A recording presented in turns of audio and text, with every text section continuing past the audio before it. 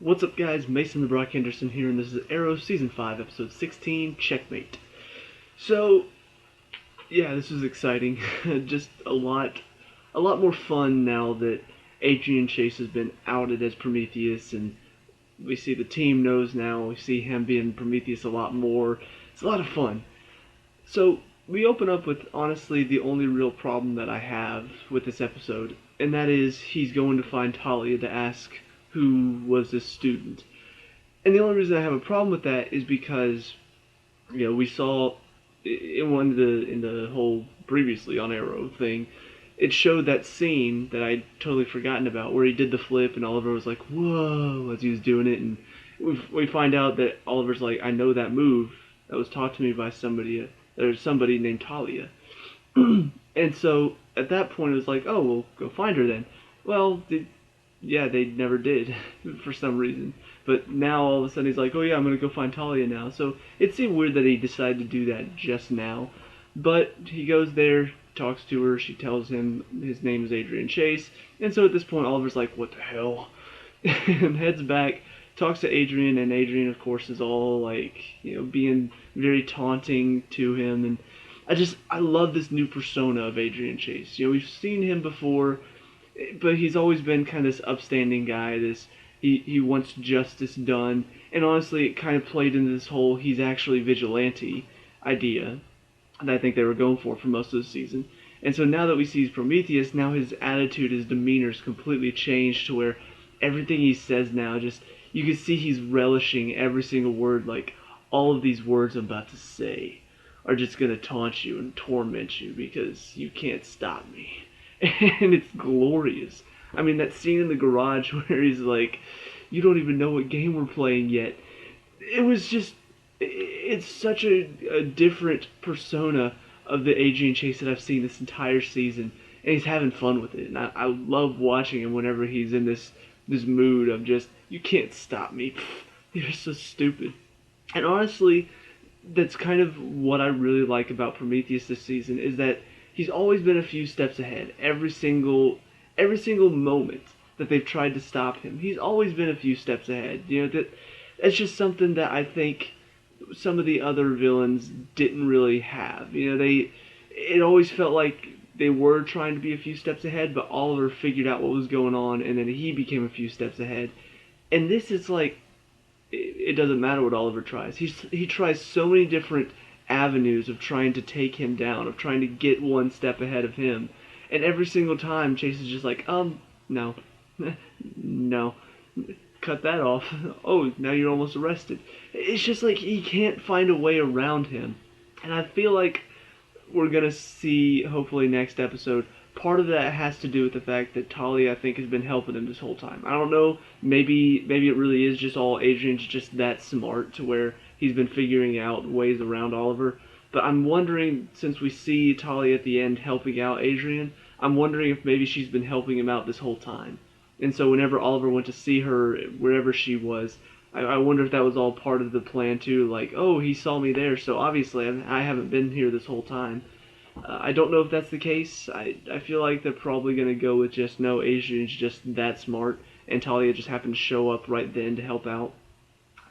But we'll see.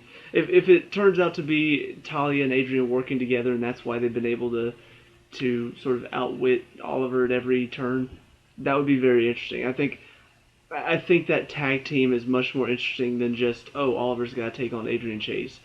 So we do see, though, Talia does have a pretty good reason to come back because, apparently Oliver never found out her last name, Al Ghul, and so she's upset because he killed Ra's al Ghul, which does make sense. It's just the only thing about that doesn't really make a whole lot of sense is the fact that he never found out her name was Talia al Ghul. But, little things, I'm going to push that one to the side.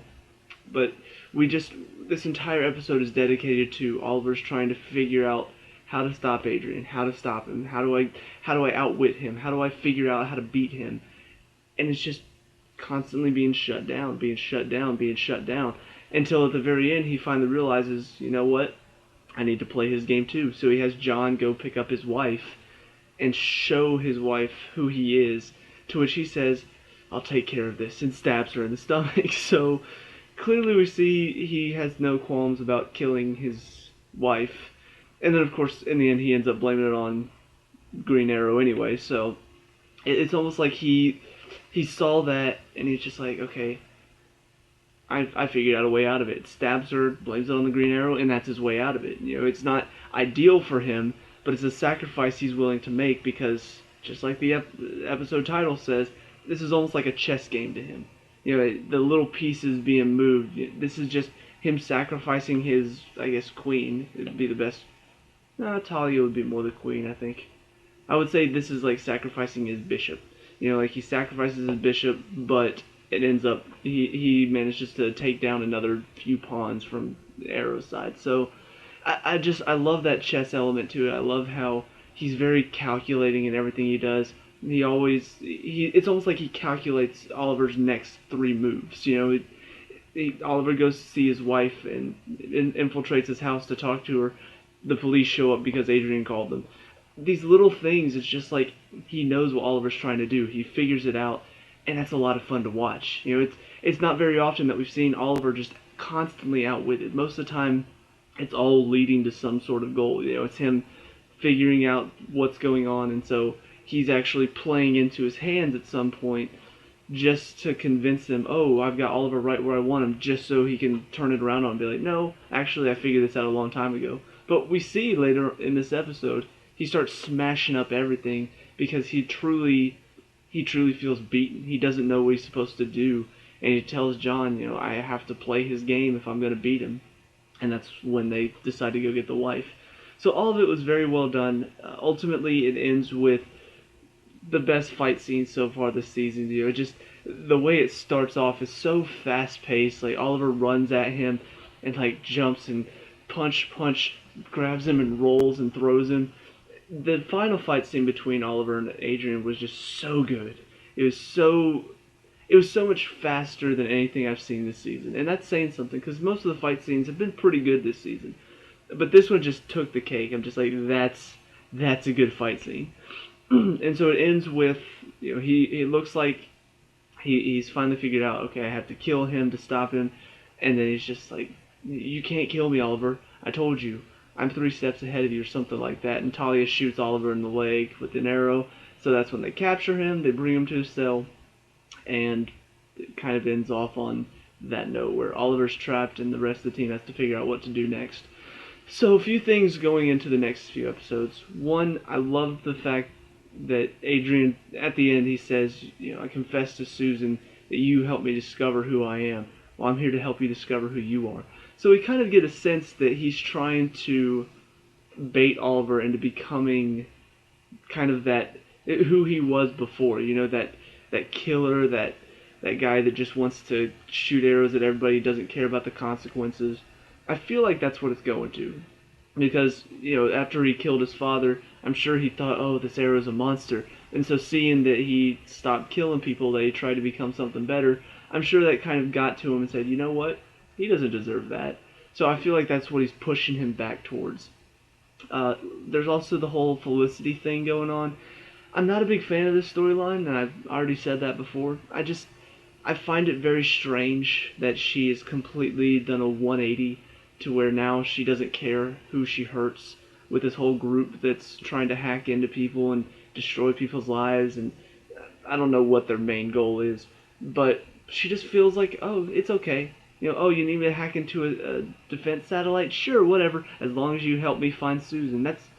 It just doesn't feel like her. And on top of that, the fact that she feels like, oh, you guys can trust me. I'm a grown-up. I can make my own decisions. After seeing last season, is almost kind of insulting, you know, after all the decisions she made last season, after the, oh, you hid your son from me? Well, we're done.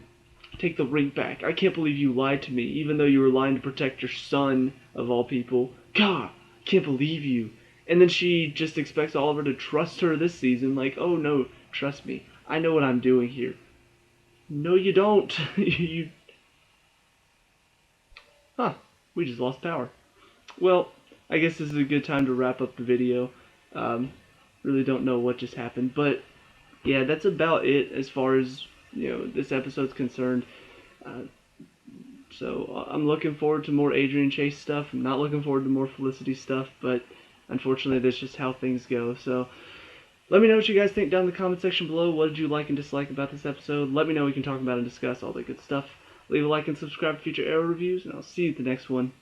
Peace out.